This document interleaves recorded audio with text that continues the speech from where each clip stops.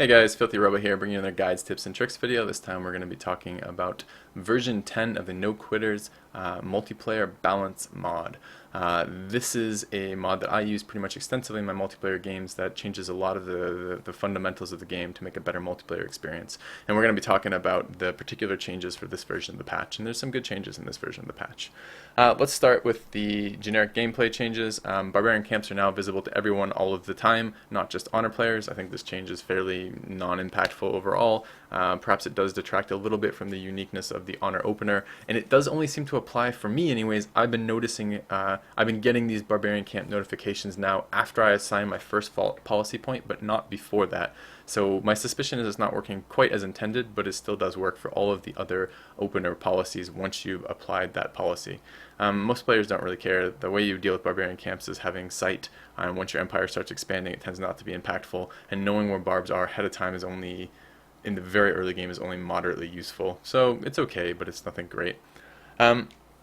However, the next set of options are pretty cool. These two of these are related to the AI. This is the AI that takes over for a player once they've left. So if a player leaves the game because they've been their capital has been taken or they've disconnected or something like that, if they leave the game and aren't coming back and the AI takes over for them, the AI, you can set it up so the AI can no longer spread religion to your cities, which is super annoying when it's happening with a non-player with an AI in the game, and they can no longer build wonders. So both of these are really good changes. You want the AI to be as unimpactful as possible when you're playing multiplayer games. The third one is also really cool. This is a scaling timer that you can now apply. So multiplayer No Quitters games are always played with a turn timer. The turn timer is default to the game, and it scales with the turn number. So the further along in the game you are, the longer the turns are. This now applies a percent modifier to that time and reduces it by whatever percent you want. So if you put in 80, for example, it's going to be an 80% modifier, and you're going to have 8/10 as much time as before for every equivalent turn. This is really cool. I've found that 80 to 85% seems to be about the sweet spot, where you still have time to do all the things you need to be doing, as well as putting some thought into your overall strategy, but then the turns are ending earlier. And this wouldn't be an issue if everyone just hit end turn when they're done, but some players are particularly slow or take very, very long time to do things that really shouldn't be taking so long. And this is one of the ways to which you improve everybody else's game experiences without constantly having to harass a player. You just change the game speed, so they have to end their turn sooner, because otherwise they're going to run out of time and be forced to end their turn anyways. It's a great change. It means the games are lasting a little bit less long, which means more players can play them, or if you have a ton of time, you can play more games in that same amount of time. It's a great change and totally unexpected, so pretty cool. Alright, moving into the civilization-specific changes. First up, we have Brazil. Their infantry replacement unit now has a 20% combat strength bonus in foreign territory. I think this change is close to great, but missed just like some really key words here. Brazil, well, let's start from infantry. What do infantry do? Infantry are a melee blocker unit in the late game eras that are primarily going to be coming out onto the battlefield about the same time the enemies are fielding tanks and bombers and battleships. That's when you're going to see infantry showing up. In that era, with those military units around, and some artillery probably in there too, you mostly see infantry as a blocking defensive unit. And yes, there are times when you need a blocking defensive unit inside opponent's territory, but most times you need a blocking defensive unit in your own territory, fortified on a hill with a fort or a citadel, preferably with a ton of bonuses stacked, just stopping your opponent from moving around or pushing into your front line. So I don't think infantry have a lot of role on offense in general, so this bonus seems less useful to me for an infantry unit than would for pretty much any other type of unit. For example, if this was an artillery bonus or a tank bonus or a battleship bonus or anything that would be for something that was going to be useful inside the opponent's territory, sure. But this is essentially an offensive bonus that only applies when you're in opponent's lands for a unit that rarely is going to be fighting in opponent's lands. And it's just kind of funny too, because Brazil, if you were to apply this specifically to the civilization Brazil, which they've done, I mean, this is a Brazil unique unit replacement that they're talking about, right? Brazil has a bonus for tourism. It has a tourism themed bonus, which means that sometimes when you play Brazil and you try to utilize this bonus, you're going to be in a situation where you're doing tourism victory. Tourism victory forces players to attack you. They're going to have to come after you to prevent your tourism from taking them over eventually. When they're attacking you, having a bonused defensive unit would be awesome. It would be so cool if I could have an infantry unit with 20% more combat strength in home territory as opposed to in opponent's territory. So I really don't like the buff. I wish it would apply to home territory. It would be very, very cool if it was. It would be totally in theme with their other bonuses, but it's not, so I don't think it's very good at all. Moving on, Denmark. The Norwegian ski infantry has been axed from the game. Hear that? That's the sound of silence. No one cares about that unique unit being removed. No one ever used it anyways, and its bonuses were situational and very difficult to create situations too. So that's gone. Norwegian Sea Infantry are gone. They've been replaced with the Longship, which is a trireme replacement. And it's a trireme replacement with 6 movement that if it starts a turn on the same square that one of your embarked units starts on. So if you have an embarked unit with a Longship stacked on top of it, and the turn starts like that, then the embarked unit will pick up the 6 movement that the trireme has. So, okay, so you have faster embarked units if they started the turn on the same square with the Longship. It's a fairly situational bonus, and it's hard to use effectively. The best use I've found for it so far is settling island cities and coastal cities in the early game. Because you can very quickly move that way, because Denmark also has an ability that allows them to unembark without taking all of their movement points. It only takes 1 movement point to unembark. So if you have a 6 movement point settler, you can zip it up 4 tiles or something, unembark, and then still settle on that turn. And that's fairly useful. That does let you settle cities sometimes 2 to 3 turns earlier than you might be able to otherwise, or sometimes if you're talking about island stuff, even faster. So it could be good for that. Unfortunately, this comes in the same version of the mod where exploration got very heavily nerfed, so there aren't going to be a lot of times when you're settling a lot of island cities. There will be a fair number of times when you want to settle coastal cities as Denmark, especially if you get a coastal start, of course, so that's useful. It's also useful for moving workers around in the early game there, potentially even some like land-based military units to go deal with barbs or something. But it gets very difficult to move more than 1 unit at a time like this, because you need a trireme per unit that you want to move. And it just doesn't seem to end up being very effective. Although the unit does keep the bonus as it gets upgraded, so if you upgrade the Longship into a Caravel, the Caravel will still give the same bonus that the Longship gives. It's still very difficult to figure out any time where you're going to be using a swarm of triremes as well as a swarm of military units and getting some like super long range embarkation attack off. So yeah, it's cool. Yeah, it's useful. Maybe it could be useful for some harassment, like land a knight or something like that gets the 6 bonus movement that comes out of the sea that they can't expect, and then gets the fact that it's Denmark, it can pillage for free. Yeah, but these are very, very specific situations. You're gonna have to work quite hard to get to be useful for you. So it's cool. It's unique. It's different, but it's not that great of a bonus. Indonesia, on the other hand, is the opposite of that. Their bonus is incredible. So wide got nerfed. Not so much in this patch, but in between version 9 and version 10 of the No Quitters mod, a new version of the map came out, and the new version of the map restricted the number of luxuries and it reduced it overall, so that the goal was in part to help combat the overabundance of wide empires and the just huge advantage that wide empires were showing over tall empires right now. And that has, for a large part, gotten a lot better. The exception is Indonesia, because Indonesia got a buff. And what this buff does is, it used to be if you settled an island that wasn't connected to the mainland, for each new island you settled, you'd get a unique luxury, and you get 2 copies of that unique luxury. Now what happens is, if you just settle a coastal city as Indonesia, you get, for the first 3 cities you settle, you get a unique luxury and a copy of that unique luxury. And this means your first 3 coastal cities that you settle beside your capital are free. They don't cost you any happiness to settle, basically. And that's incredible. And not only that, they immediately give you a luxury that you can trade to other players at the start of the game. This means you can snowball so quickly, so fast, not only just in terms of getting your cities out, not having to worry about improving luxuries to go unhappy, but then trading off luxuries as well to get even more happiness in the early game, and then plant even more cities in these great places. This means that Indonesia is capable of planting 3 more cities than any other civilization at equal happiness, equal numbers of luxuries in their borders. That's incredible. That means that Indonesia didn't get that wide nerf that everybody else got, which means that right now you're seeing Indonesia get banned all the time in lobbies because they're very, very difficult to deal with, because they snowball so quickly because of this bonus. So is it good? Yeah. Is it good for the game? It's certainly good for Indonesia.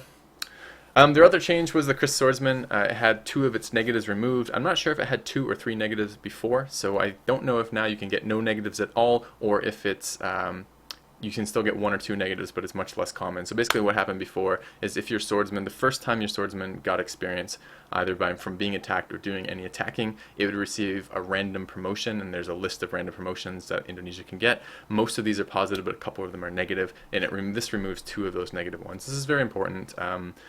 Swordsmen are blocker units.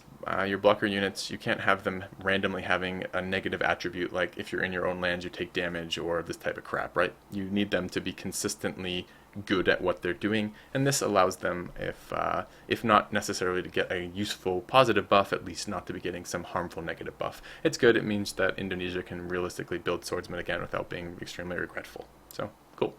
Iroquois got a bug fix. The bug fix now makes it so that their unique ability actually works.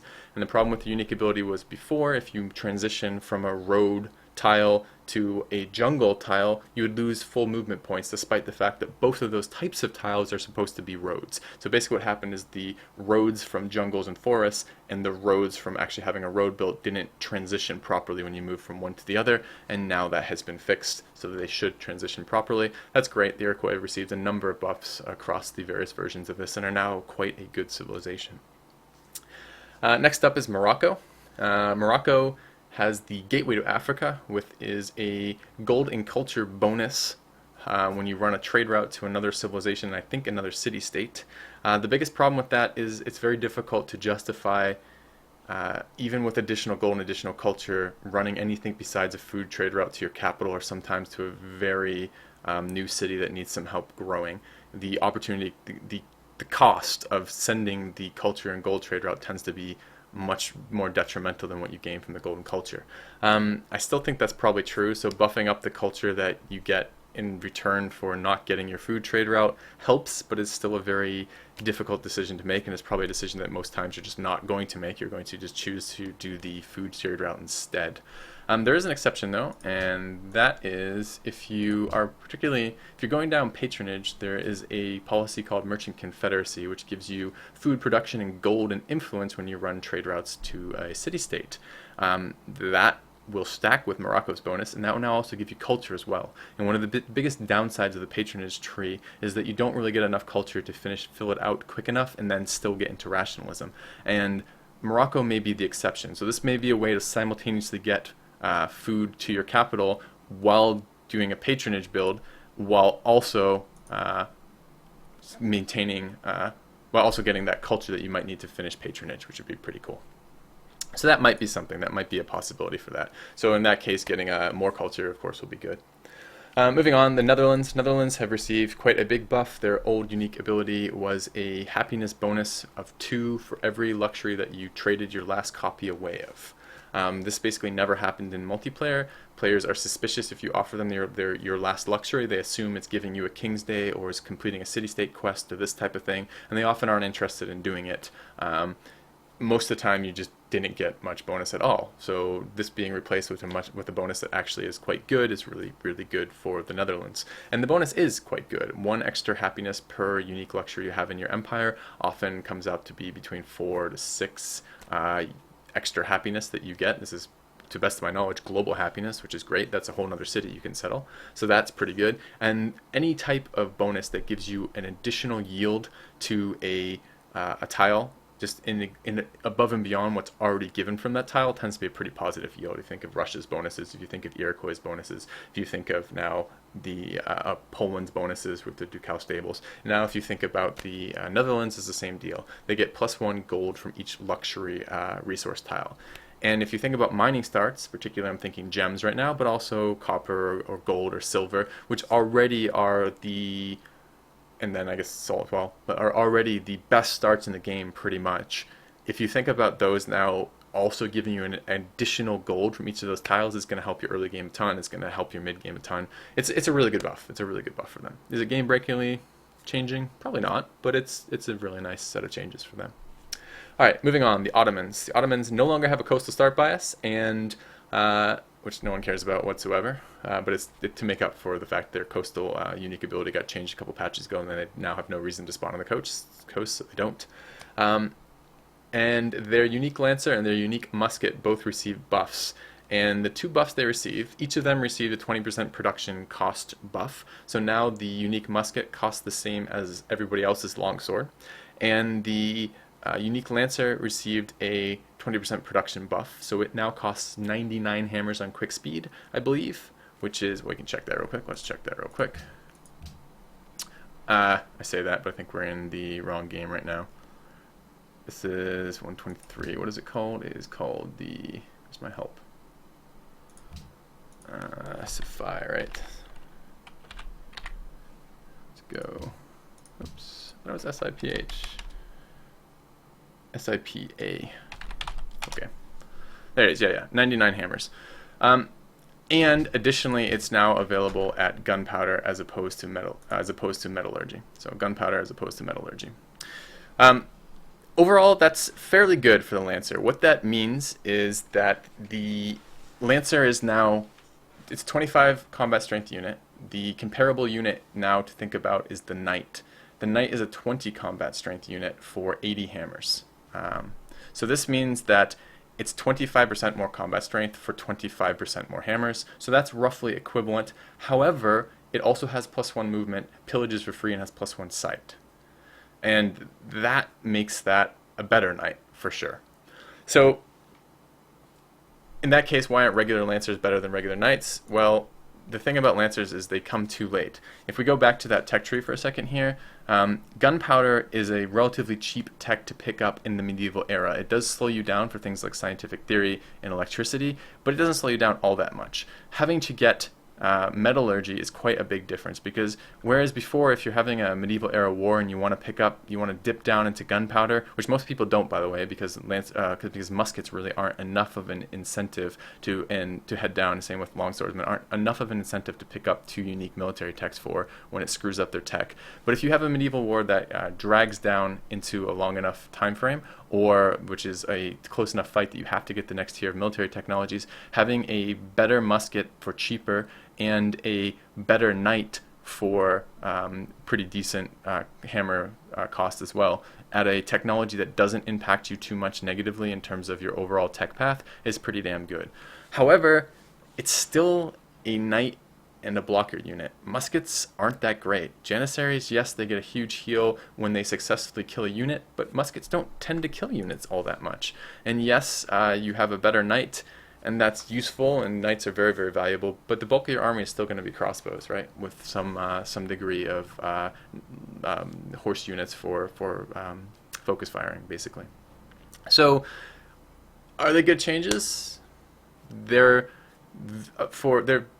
a decent bonus, not a huge bonus, for a very small period of time in a war, likely to be in the late medieval, but possibly in for the early part of an artillery war, if that's going to happen that way. I don't think it's too impactful as a whole. I still think the Ottomans are a fairly weak civ, and I don't think this bonus helps all that much, just because I don't think they're going to be used all that often. I did have a game not too long ago where I tried massing a number of the new Knight units, and they were okay, but not anything special, to be totally honest. Alright, moving on. Poland. Old unique ability replaced with culture cost of adopting new policies reduced by 20%.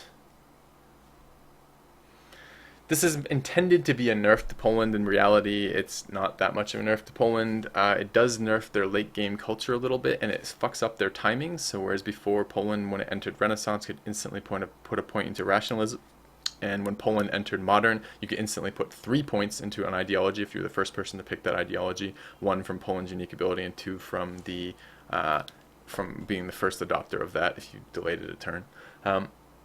However, now it does screw up those timings a little bit, but the early game culture, this is almost a buff, because in the early game, your culture policies come very, very quickly, often before you change many eras. So you're probably going to have, as Poland in particular, you're probably going to have your opening policy filled out before you entered medieval, for example. And this kind of accelerates that process a little bit. So, is it a nerf? Yeah, I guess long term it does. It does reduce the total number of policies they're going to get, and then now Poland doesn't have free policies, so the culture cost of your further down the policies much later down the line are going to be higher than they would be otherwise. but it isn't as much of a nerf as Poland really needs to be to make them not a great civ. They're still a great civ, and this is just less great, but still pretty damn great.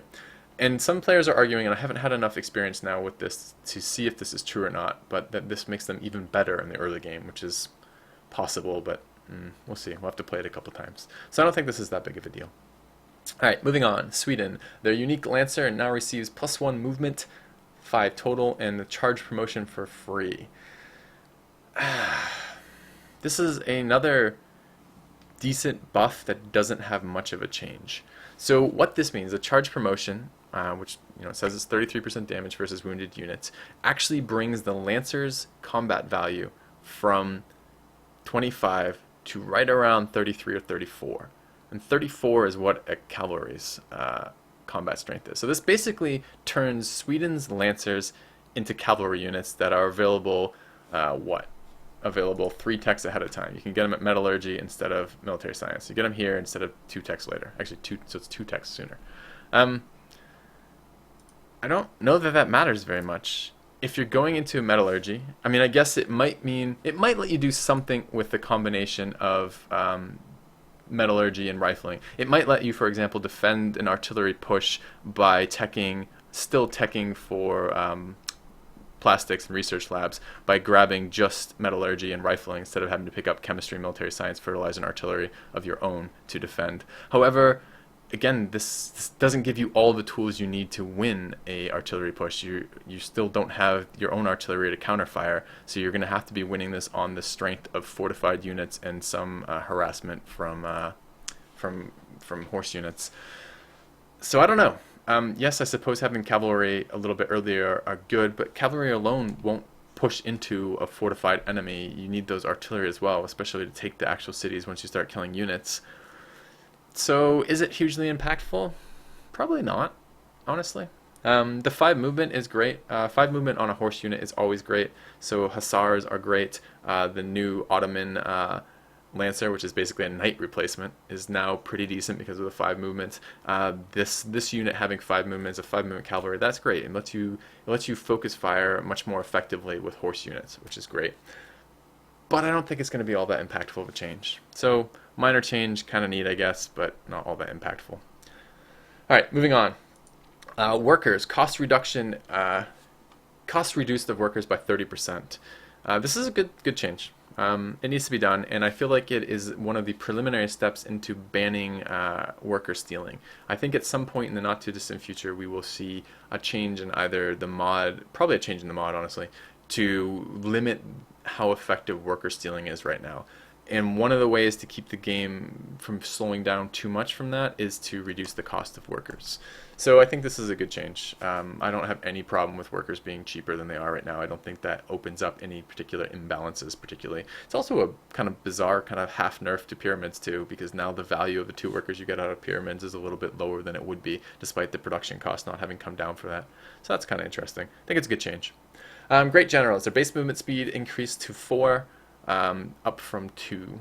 I don't particularly like this change because I think it could have been slightly better. And my personal take on this, and I've since suggested this, and we'll see if it makes it or not, is that I think Great General should have 2 movement speed and have scout movement, where they can ignore terrain cost on their movements. I feel like right now, what 4 speed changes from 2 speed is it changes a lot of first move, last move, Great Generaling. Like when you use a Great General to become a citadel, a lot of times, for safety's sake, players will move the Great General in at the very end of the turn, and then right at the beginning of the turn spam Citadel. So they'll try to get that Citadel off so their Great General doesn't get attacked during that transition. And making the unit have 4 movement helps with that, but it only helps with that in some scenarios. It helps with that if you move onto a hill now, it doesn't take all of your Great General's movement to move onto a hill. So you don't have to last second, first second move a hill citadel plant. You don't have to wait till the end of your turn to move the general up there, and the beginning of the next turn immediately plant it on the hill, because it would run out of movement otherwise. Because now you have 4 movement, you can move up that hill and it's not a problem. But it doesn't actually help when the scenarios where you're crossing a river, where so you still are forced to use, for safety's sake on your Great General, use a last second, first second mechanic. So I like the idea behind it. Any way that we can change units and change fighting to move away from last second move, first, second move stuff is good. That type of combat causes instability in the game. It causes more resyncs. It causes more player annoyance and aggravation from getting first moved by another player or last second moved by another player.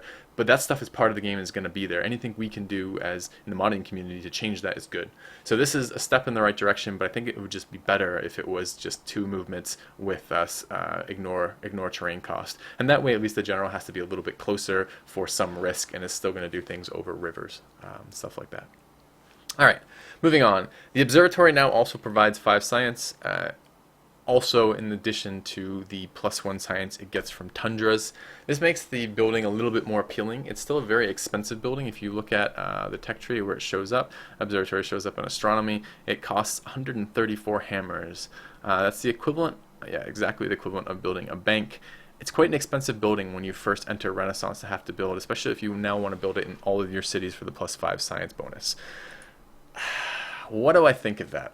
At the moment, I find it extremely difficult in any of my cities to regularly be able to work mountain tiles for pure science. That pure science without any additional yield on that tile, it makes it extremely hard. Your cities have to be huge. Right now, my initial thought is, oh, the Aztecs will love these buildings. And they probably do love these buildings. It's probably worth building them in Aztec cities because their populations are going to be large enough to actually work them. But it's hard to imagine too many other scenarios where you're going to have enough tiles to work raw mountain tiles just for the science yield. +5 science, that's a chunk. If you have the production time, it's probably something you can consider doing for a science boost. However, astronomy tends to not be a very heavily teched for technology anyways. It's off the beaten tech path for ideology.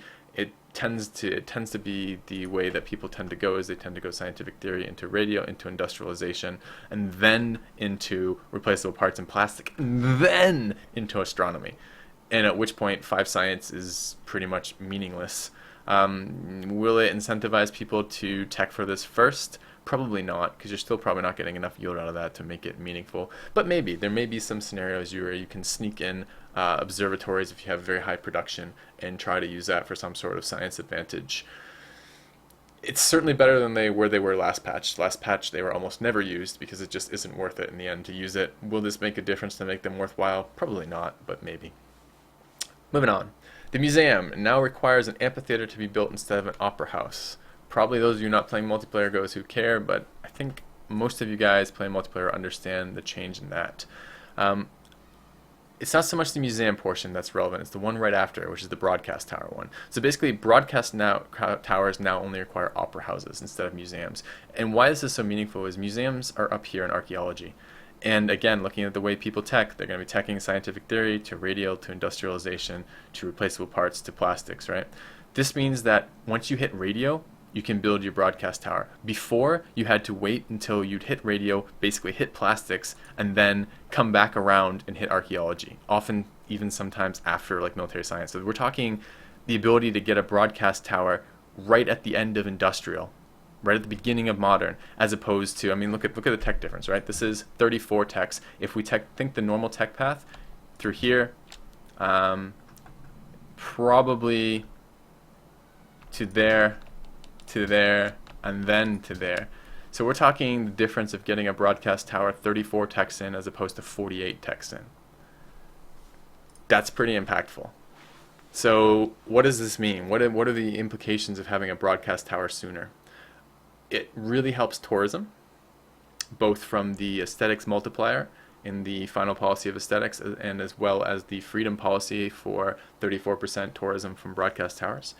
It really helps culture for players able to afford to build them or buy them because it's a big cultural modifier that you really only have to build in your capital, which is going to accelerate rationalism, which, you know, whether or not you like rationalism is pretty much an essential component of late game warfare in the current meta of the mod. So having more culture to finish rationalism sooner, I don't know if that's good or bad in of itself. It's an interesting change. I like the change as a whole. The parts I don't like about it are it hits right at the time where you already have a crunch for buildings, right? So by this tech path, right, modern through radio into industrialization, almost all your cities end up building a public school as you're teching for electricity. You Oxford into radio to get ideology. Some of your cities end up having to build a hydro plant. As soon as you get into industrialization, all of your cities have to build a factory. About the time you finish your factory, you're about hitting the tech for plastics, and pretty soon after you have to build research labs. You now have to find the time to fit in a broadcast tower. And I already think this element of the tech tree gets a little bit cluttered in terms of all the things you're supposed to be building. I don't really know that I like the idea of having yet another building that you want to build, even if it only has to be built in the capital. It's not going to cause players to prioritize between them. All of them are too valuable to ignore. All it causes is everyone to have to build them. And the downside of that is it's very difficult to do any sort of meaningful military push during this time period because you have very, very little resources to do it with, because all your resources are invested in building these absolutely essential infrastructure buildings that you're going to need in the next era to be competitive. So I like that you don't have to have museums anymore. I like what it does for tourism. I don't really like what it does just for everybody else in terms of the building crunch, because it's going to make that period of time that much more boring. All right. Moving on. So the museum portion of that, museums now only require amphitheaters to be built instead of opera houses, I think is relatively meaningless. Almost everybody who's going to be interested in building a museum is going to have already built an opera house, because they need the opera house to get hermitage, because they want that 50% cultural modifier and those great work of art slots if they're going tourism. So I don't think the first part of that matters. I think actually probably the first part of that is only in there to make the second part possible, but I'm not entirely sure of how the coding on that works. But the second part is quite meaningful. All right, moving on. Technology. Archaeology no longer requires architecture. What that means is you can go straight here at 21 techs as opposed to going architecture and then archaeology at 26 techs. Yeah, you can get a little bit earlier. In reality, most people still are going to go through architecture first, even if you're going tourism. And that is because you can't still get to refrigeration without going through architecture. That is still a requirement. And the biggest modifiers you're going to see, yeah, museums are helpful and archaeologists are helpful, but you tend not to have a lot of art slots in there in this portion of the game till you get those museums up. And really, the first of the major tourism modifiers are hotels, right? So you're going to see hotels be a very big meaningful point. You're going to see the Broadway and Eiffel Tower be a big meaningful point. You're going to see airport be a meaningful point. You're going to see National Visitor Center be a meaningful point. You're going to see internet be a meaningful point for big increases in tourism, right? So what this is supposed to be let you do is, as a tourism victory, let you start picking up the increase in tourism much earlier than you would be otherwise. The problem is it doesn't really let you do that, because you have to be competitive tech wise, because if you're starting to get the bulk of your tourism kind of really getting rolling around Renaissance industrial and getting much better as you hit modern and then a little bit later, you really need to survive the industrial and modern era wars, which means you need to have a tech equivalent. You can't really afford to detour for archaeology before scientific theory. You're going to see some people try it. You might even see some people be able to do it if they're in a very dominant tech lead going into it. You might see some people be able to do that versus players who are much worse than them. But I think in general, you're going to find you can't go archaeology that soon and still be competitive. Now, I might be wrong. We'll try it a game or two sooner or later, but my expectation is that change really doesn't do anything. As I said, if that change allowed you to get hotels, which are the first of the really big tourism multipliers, before having to get architecture, that might be a huge difference. If you just, or imagine, for example, you could take archaeology, biology, refrigeration, and that would let you, because I mean, the other thing you're losing if you go for archaeology and not for scientific theory is you're losing the ability to get your ideology through radio, right? So your ideology is going to be so much later than the other players. And if this is supposed to be a tourism buff, a lot of the tourism shows up in ideology, right? You're seeing the extra tourism in the first policies in freedom. You're seeing it in the first policies in autocracy if you go that route. You kind of need that ideology. And if you were able to get into refrigeration before having to go into scientific theory, that would count as entering modern. You would trigger the ideology. You get your ideology as well as getting hotels. So I don't know. My personal thought is that change doesn't matter too much, but we'll see. All right. Moving on. Social policies. Liberty. So representation now gives you 1 gold for monuments instead of 1 gold per city. This is a almost meaningless change. I guess it's 4 to 5 gold you lose per city in Liberty now. Okay, who cares? It probably doesn't matter at all, honestly. The honor opener no longer gives notification of barb camps. We already talked about that. The finisher no longer gives +2 movement for great generals because all generals have that by default now. So this essentially made honor worse relative to other policy trees, but only by a little bit. I don't think that's very meaningful either. Piety. This stuff gets a little dumb. Well, I don't know about dumb. It gets a little convoluted to read it without looking at it. So what happened is this policy, which is the Reformation policy, used to also give you science from each temple and plus 25% science from Grand Temple. Splitting the Reformation belief up and the science belief up is really good because what used to happen is people would just splash into piety. So they would make, let's say they took liberty as their main social policy opener, they'd put 3 points in piety, the opener, the organized religion, and Reformation, and they would get all of the science bonus that piety has to offer as well as a Reformation belief. And by opening this policy early, they'd have a fairly good shot at getting a religious bonus. So separating those policies means that players who don't invest as much into piety don't get as much out of it, which is good for the piety players, the players who are going all piety to start with. It means they don't lose the meat of their tree to a player who's only putting a few points in. So that portion is good.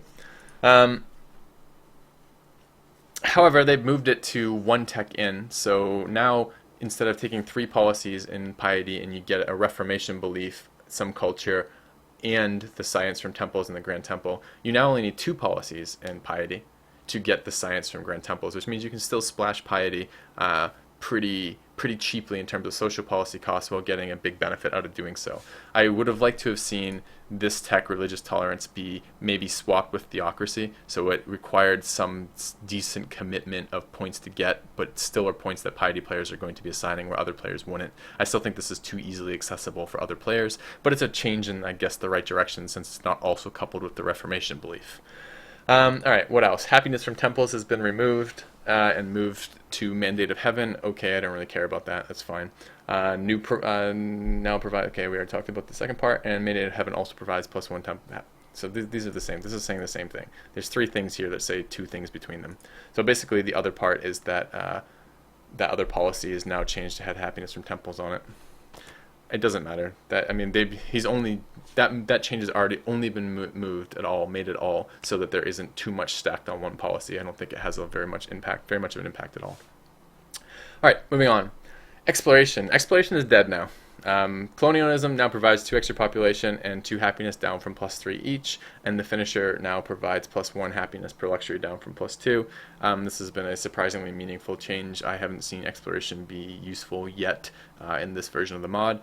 I don't think it's good that exploration is dead. I do think it's good that version 9 exploration no longer exists. I think version 9 exploration was overpowered. And I think this is a good change in the right direction. It's clearly going to need to be tweaked again as we figure out what we need to do with it to make it viable again. But I don't see this being very effective. It's the population point plus the happiness point on colonialism is a huge deal, and then finisher happiness is also a pretty big deal. When you start dealing with ideology pressures, all that finisher happiness is super important. Alright, moving on. Ideologies now require a factory in every city instead of exactly 3. You must build a center of progress, national wonder, after you've completed all your factories to be able to get that ideology.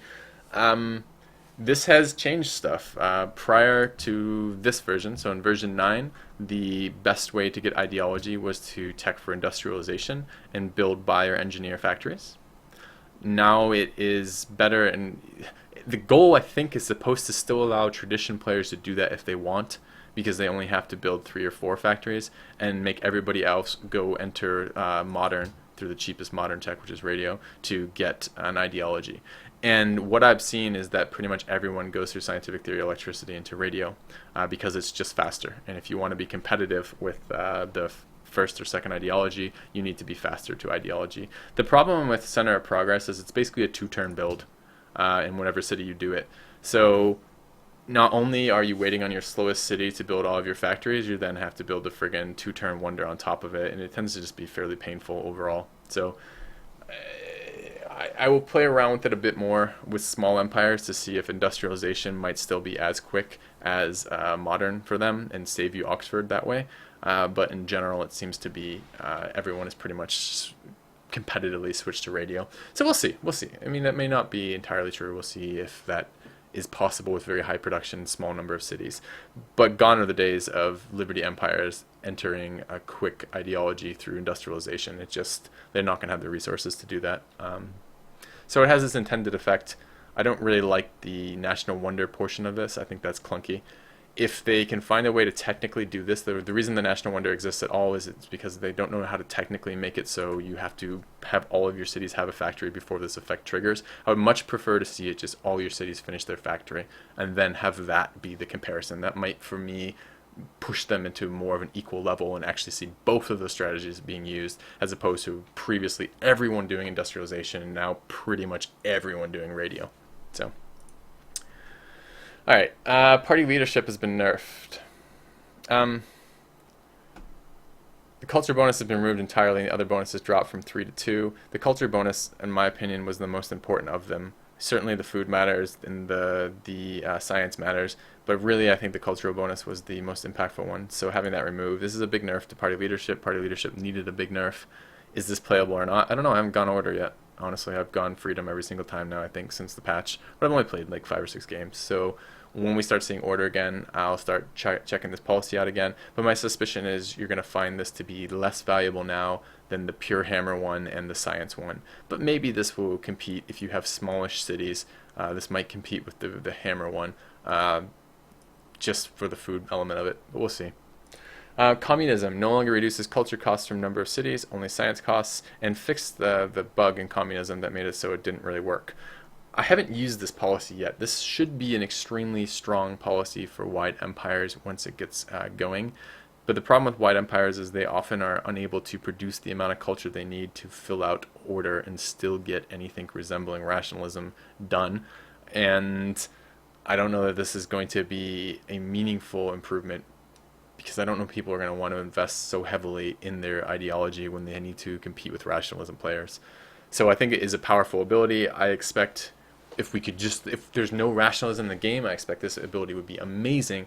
But since it's counterbalanced a little bit with the rationalism policies, since you have to spend your social policies somewhere, and you can't spend them in both unless you have an unreasonable amount of culture, it doesn't seem as good to me as it could be. I'm curious, though. I haven't used it, and I'm curious to see how that goes. And that now is up against Iron Curtain as a potential finisher policy in Tier 3 order. All right, city-states.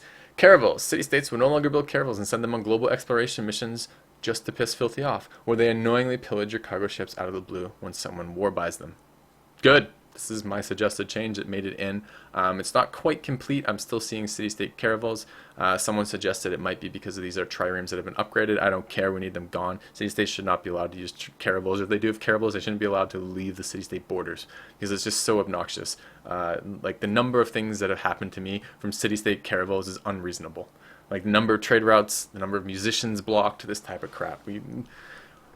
We'll see. I think this is a great change, and now we just got to get rid of the few remaining caravels that haven't been patched. All right, religions. Final portion of this. Pantheons. Fertility rites. Growth reduced to 10%, down from plus 20%. Sure, that was 20% is a lot of growth, 10% is less. Okay, it's not a very good pantheon still. Fertility rites, I don't think. Stone circles. I'm not actually sure why the pantheon was nerfed in of itself. I'm not sure that was overpowered. I felt like it was the follower beliefs that were much stronger.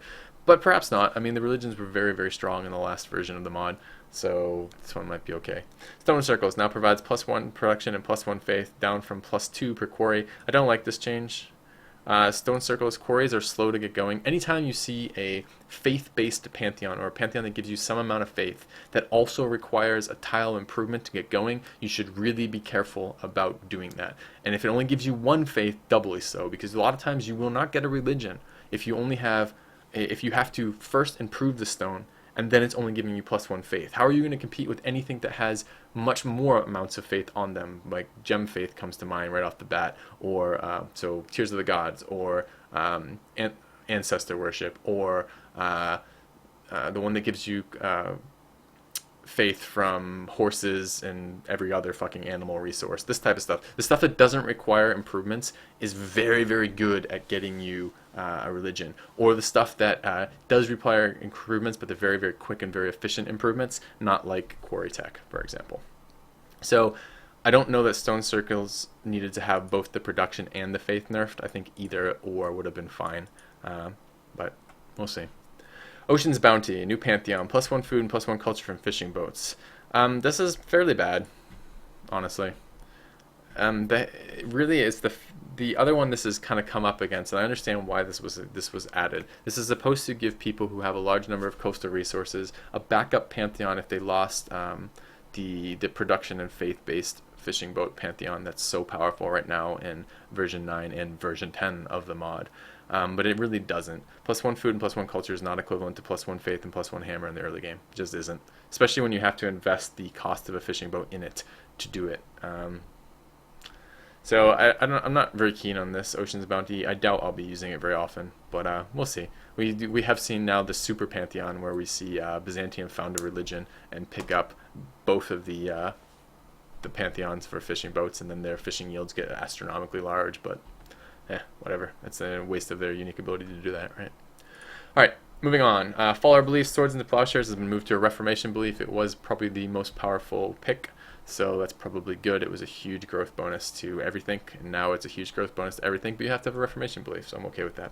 To the Glory of God, this used to be the Reformation Belief that allowed you to purchase great people starting in the Industrial Era without having their associated social policy tree finished, so you could buy great scientists just by having the Reformation Belief without having to finish rationalism, and that has been removed entirely, and now you can, when you build your Grand Temple in a city, the holy city that has this Reformation Belief, you get +5 food, +5 production, +5 science, +5 culture, +5 gold, +5 faith, and +5 happiness. It's a lot of yields. It's a pretty good set of yields.